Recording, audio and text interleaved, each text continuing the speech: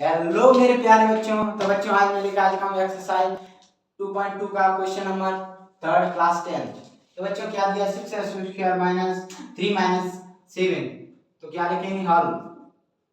दिया है 6x² minus 3 minus 7x।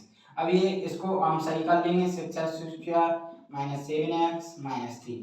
अब बच्चों क्या करना है हमें, इन दोनों का मल्टीप्लाई है 18 आएगा। तो यानी यहाँ पे जोड़े घटाएं तो यहाँ पे क्या बचना चाहिए 7x बचना चाहिए। और दो संख्या ऐसी लेनी है जहाँ जोड़े घटाए 7x बचना चाहिए और इन दोनों का इन संख्या ऐसी ले दो संख्या इन दोनों का गुणा हो तो 18 आना चाहिए। तो दोस्तों 18 के फैक्टर क्या लेंगे 1 2 3 4 1 2 3 6 9 और 18। बच्चों अब क्या करना है हमको जोड़ा बना लेना है इनका। तो जोड़ा बनाएंगे बच्चों 1 का 18 2 का 9 3 का 6। तो बच्चों 18 और 1 से नहीं बन रहा है 2 और 9 से बना के देखते हैं। तो दोनों को 9 से बनाएंगे तो बच्चों यहाँ पे लिखेंगे 6x², 2 9 से प्लस 2x और माइनस 9x। अब माइनस 9x में से प्लस का 2 जाएगा, माइनस की 9 में से माइनस प्लस का 2 जाएगा तो कितना बचेगा माइनस 7। तो 9 दूनी 18 मतलब हमारा ये सही है। तो यहाँ से क्या करेंगे बच्चों, यहाँ से 2x कॉमन ले लेंगे हम। 2x यहाँ से कॉमन ले लिया मैंने, क्या बचा यहाँ पे 3x प्लस 1, 3x प्लस 1 बचा। अब यहाँ से मैं माइनस का 3 कॉमन ले लूं तो ये क्या बचा बच्चा मेरे, यहाँ से माइनस का 3 कॉमन ले लिया मैंने 3। तो यहाँ क्या बचा, ये माइनस और ये माइनस प्लस हो जाएगी तो ये 3x प्लस का बच जाएगा।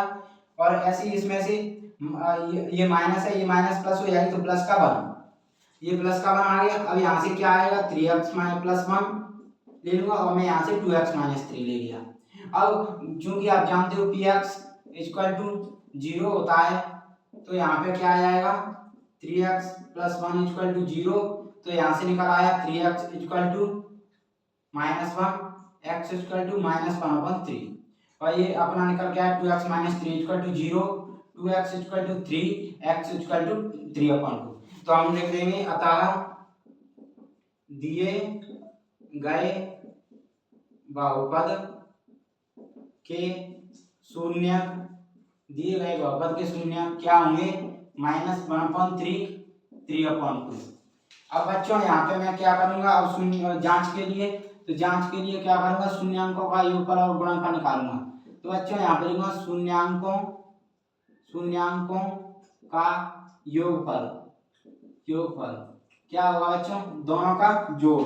तो माइनस 1/3 प्लस 3/2 और जांच के लिए क्या होगा माइनस b/a या माइनस x का गुणांक अपॉन x² का गुणांक। कुछ भी लिख सकते हो, x का गुणांक लिख सकते हो या x² का गुणांक ये लिख सकते हो माइनस b/a आए। अब यहाँ पे करूंगा मैं तो यहाँ पे क्या है, यहाँ पे क्या आ जाएगा एलसीएम आ जाएगा मेरा 6, 3 दूनी 6 2 एकम 2 माइनस का 2 2 3 6 3 का 9 प्लस का 9 इक्वल टू माइनस बी का है क्या है यहाँ पे, तो a इक्वल टू क्या दिया है यहाँ पे a इक्वल टू x² का गुणांक होगा, उसमें दिया है x का गुणांक क्या है 7। तो a इक्वल टू क्या है x² का गुणांक मतलब a इक्वल टू 6 है, b इक्वल टू -7 है और c इक्वल टू -3 है। ये मैंने कुछ नहीं किया, ये a मान ली, ये b मान ली, ये c मान ली और इसके मैंने ये गुणांक दिया क्योंकि गुणांक दिया है ये लिख सकते हो। तो x का गुणांक देखो, x का गुणांक क्या है यहाँ पे ऐसे भी कर सकते हो, ये लगा सकते हो या लिख सकते हो, वैसे ये लगाना सही है। तो मैं b का मान क्या है -7, तो -7 a क्या है b क्या है -7 a क्या है 6 तो अपॉन 6। अब यहाँ से किया तो मैंने क्या बचा प्लस के 9 में से 2 तो 7/x equal to minus minus plus. तो मतलब ये तो हमारा सही आ गया, बराबर आ गया। अब ये भी बराबर आएगा क्या ये देखते हैं, शून्यांकों का गुणनफल दिया है तो इनको क्या करेंगे हम इनटू करेंगे शून्यांकों को। तो -1/3 इंटू 3/2 इक्वल टू -b/a, नहीं ये आएगा इसका आएगा c/a या लिख सकते हो तुम अचरपल अपॉन x² का गुणांक, अचरपल अपॉन x² का गुणांक।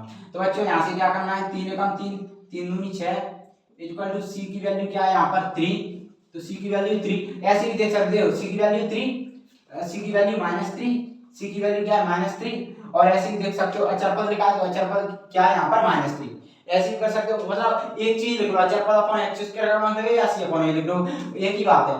अब क्या है c अपॉन a, तो a क्या है अपना a है 6 या x स्क्वायर का मान क्या है 6, तो ये 6 लिख लो। अब इन दोनों को यहाँ से काट दो तो ये आ गए 3 कम 3 दूनी 6 माइनस का और ये माइनस कर दो, मतलब ये दोनों शुरू में गई तो हम लिख सकते हैं अतः दिए गए बहुपद में